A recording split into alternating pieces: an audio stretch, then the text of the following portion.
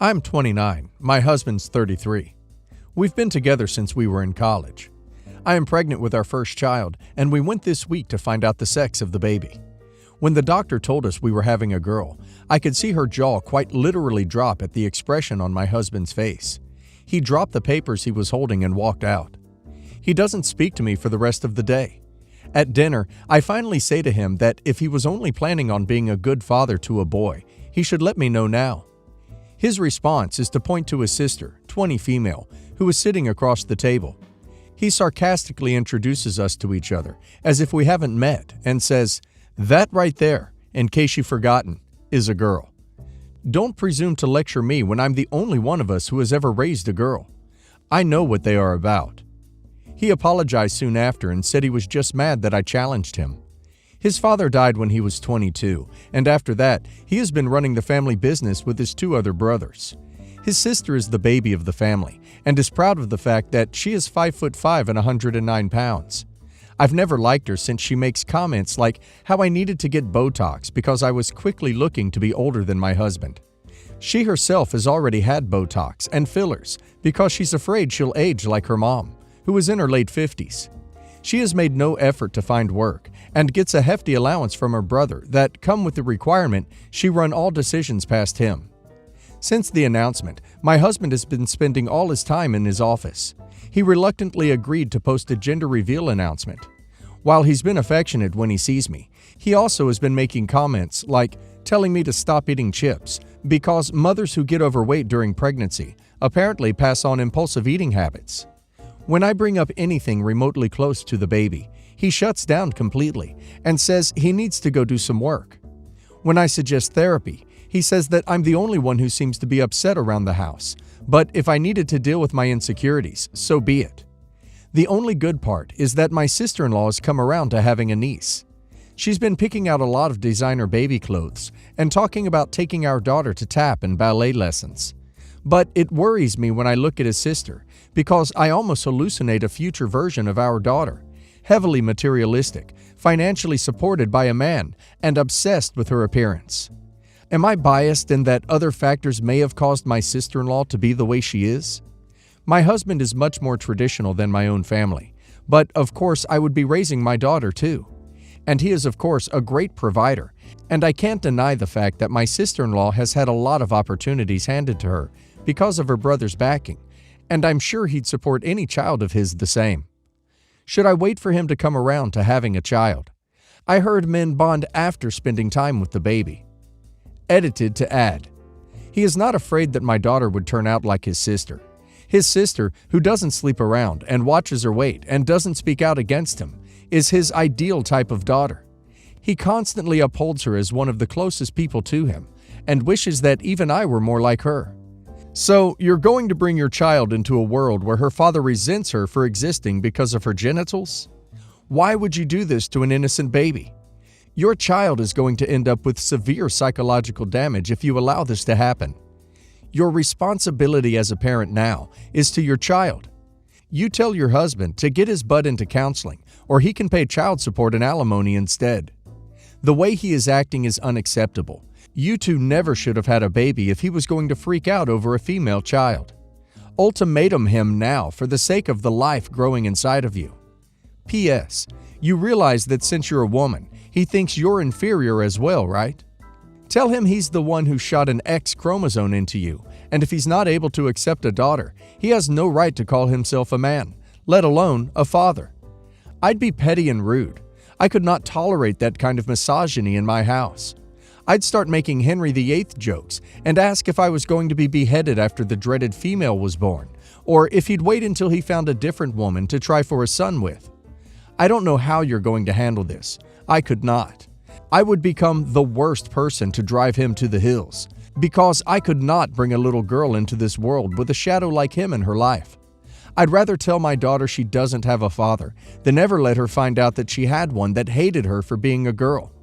I want to give you good advice, but am blinded by white-hot anger and just have mean things to say about your sperm donor.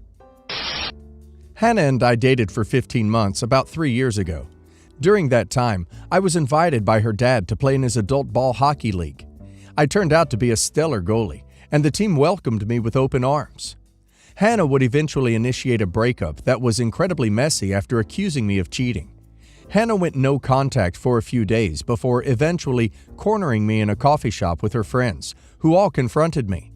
She made it very clear that our relationship was over, and seeing the writing on the wall and realizing I could never be with someone who didn't trust me and was always accusatory, I took it in the chin and walked out, mentioning that she shouldn't expect to hear from me again.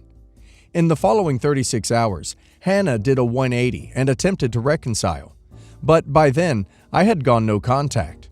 The fallout would culminate in me contacting a lawyer and threatening to call the cops due to continued harassment by her friends. Hannah also stole her family members' phones to contact me, to reconcile, and because Hannah got a burner phone, hacked my emails and other online accounts to try and contact me, as well as contacting my friends to try to convince me to talk to her. During this time, her family continuously reached out to me, and I would simply reply by saying that I would not like to talk to them and to please not contact me. Obviously, during this fallout, I reluctantly told the hockey team that I was going through personal issues and couldn't play the rest of the season. A few players who were aware of the situation reached out to me and transferred me to a higher league that they were also part of, so I could continue playing. They made it clear that if I ever wanted to return to the old team, they'd welcome me with open arms again, and that should Hannah's dad ever confront me, that they'd much rather have me than him on the team. That was 3 years ago. Earlier last month, these same players approached me and asked if I was interested in joining their old team again. They were in need of a goalie and said that the group was missing me. I returned to the team last week, and while Hannah's dad and I were aware of one another, we didn't say anything. That would change this week, when while getting water during the intermission, Hannah's dad cornered me in the hallway. I told him I didn't want to talk, and that whatever happened 3 years ago was in the past, and I was over it. He refused to let me leave and started telling me how disrespectful I was to his family. He told me that for me to ignore his wife, himself, and his daughters after the breakup with such rude language. He quoted me saying, "Thank you for all you've done, but please don't contact me again," as rude language. After all they had done for me when Hannah and I were dating. He also made it clear that he was very surprised I'd try to show up back here, to which I told him I was invited.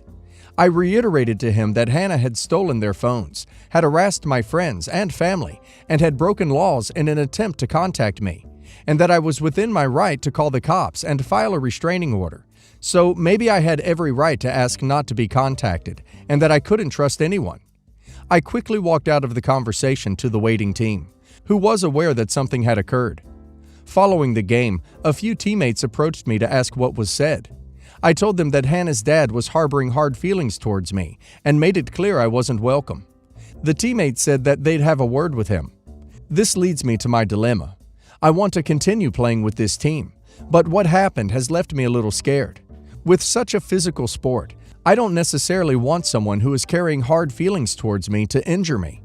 And it's clear that he is not welcoming me back, and he is not over what occurred. I feel as though the right thing to do is approach the team and mention that I feel unsafe playing with Hannah's dad, but I also think that doing so would get him kicked off the team. I also have the option of dropping out, despite having paid my deposit and having only played 2 games of the 30-game season. I'm not sure what course of action to take. The apple doesn't fall far from the crazy tree, apparently. If I were in your position, I'd tell the truth to the teammates and see what happens.